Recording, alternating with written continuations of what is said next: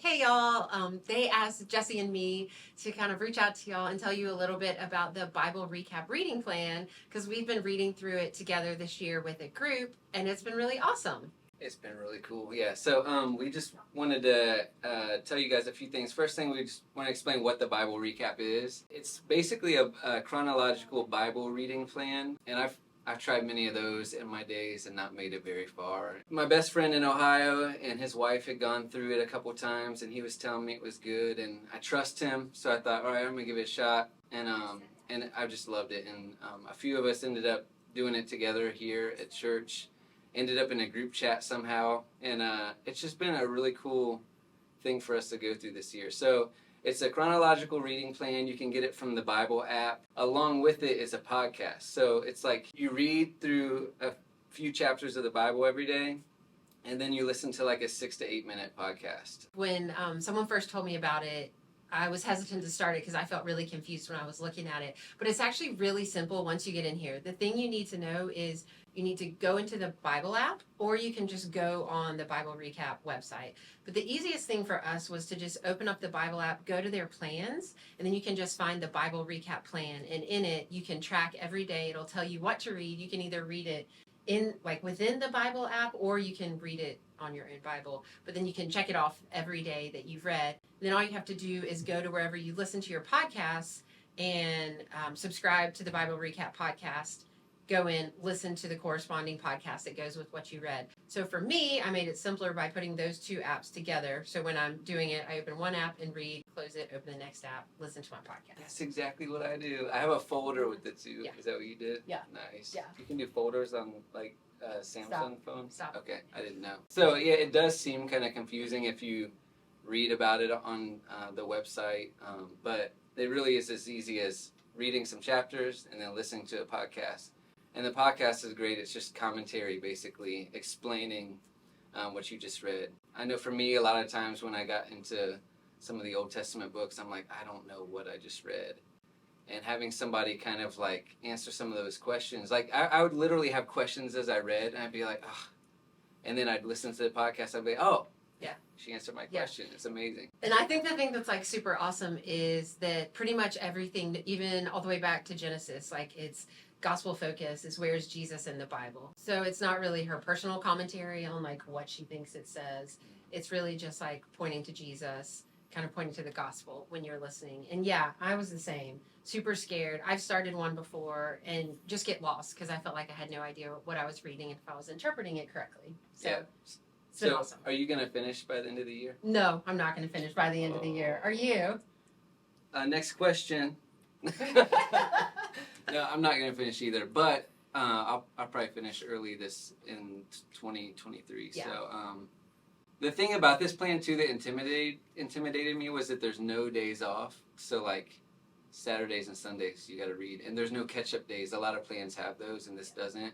But like, it's just been so motivating. There's something about the podcast and reading and understanding and having the commentary just has helped motivate me. And just as I see Jesus in the scriptures every day, it's just like made me want to read more. Yeah. So next question was, what has it meant for your faith in this past year? It's actually meant a lot for my faith. I think I feel really silly when I say this, but I've never read through the Bible. And I think I felt vulnerable kind of like admitting that. But I had never read through the Bible. So it's actually been really transformative for my faith. Just kind of like the thing that's been living inside of me is in the Bible where it says, taste and see that the Lord is good. I feel like I really tasted the Lord and like seen the Lord in the scripture. I don't know, just like seeing him in the whole like macro picture, like from Genesis all the way to the end is just, it's been so transformative for my faith and for me and just really like knowing the Lord and seeing the Lord in a deeper way. Mm-hmm. What about you? I've tried reading through before and I've never made it. This has been good for me because, especially chronologically, I'm not a history kind of guy. I'm not into that. I can't even get into Lord of the Rings. I know, I'm weird. I'm more of a math guy, taught math. So history is harder for me. So like going through the whole progression chronologically has kind of helped me just see the bigger storyline of the Bible, seeing the order of things and just understanding big picture. But the thing that, so the host of the show's name is Tara Lee Cobble, and the thing she does every day is like, where did you see Jesus today? And that's been just so cool because there are a lot of times, even she'll admit every once in a while, she's like, it was hard to find it today, but here's what I saw. And like, so your challenge every day is to read the scriptures and like, where do you see God, or where do you see Jesus on display in the scriptures today? And it's kind of cool to, even in our group text that we've got, like we would shout out some of those things that we saw, or some of the things that stood out to us as we read, and it was really cool. So yeah, it's just made me want to know the Lord more. It's given me a hunger for His Word. And so we talk about it here on staff, like, and they think we're goofy about it because they think it's some sort of cult or something. When we say it's a Bible cult, okay, we'll be, anyway, it's not really a cult for whoever's watching. But, last question was, what has been the highlight of having community on this journey? There have been a few of us, and even a few other friends that aren't at Eternal or in this group text. I found out my sister had gone through this twice, and I didn't know that, and it was kind of cool, like, as she's going through it too, being able to chat with her about it. Like, for me, it's been really cool to connect with Melissa and Lauren as we read. It's just an opportunity to get to know people that you made. It's kind of like you said it earlier, it's like a small group. It's kind of like a little small group that we had over text, where we get to like ask each other questions, or like keep each other accountable to reading, and stuff like that. So, and it's letting me get to know them more. Like I know Garrett real well because we play basketball a bunch, and I know Lauren, but like it's been cool to chat with her over text as we talk about the Bible, and just kind of get to know people in that way. So yeah, I mean, same, everything Jesse said, like totally, it feels like another micro little small group.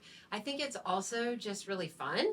Like, it's just been fun to like read stuff and have questions and kind of like pose it to the group and kind of wrestle together with some stuff and kind of like hear everybody's thoughts. And then on some stuff that's been really hard, we've actually like reached out to Don and kind of like asked his direction, or kind of like gotten his direction on some stuff. Because I think one thing that's really great about the podcast is they pretty much are real similar to Eternal. Like, they major in the major and they minor in the minor.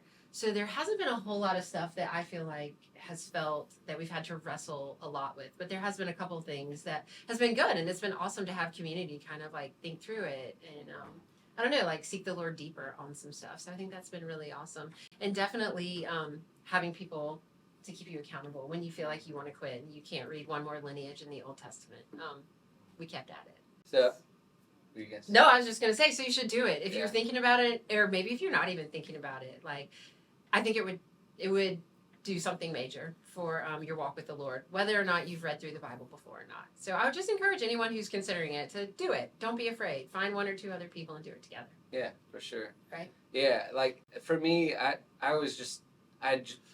my friend and I had kind of studied through Romans together for a year, and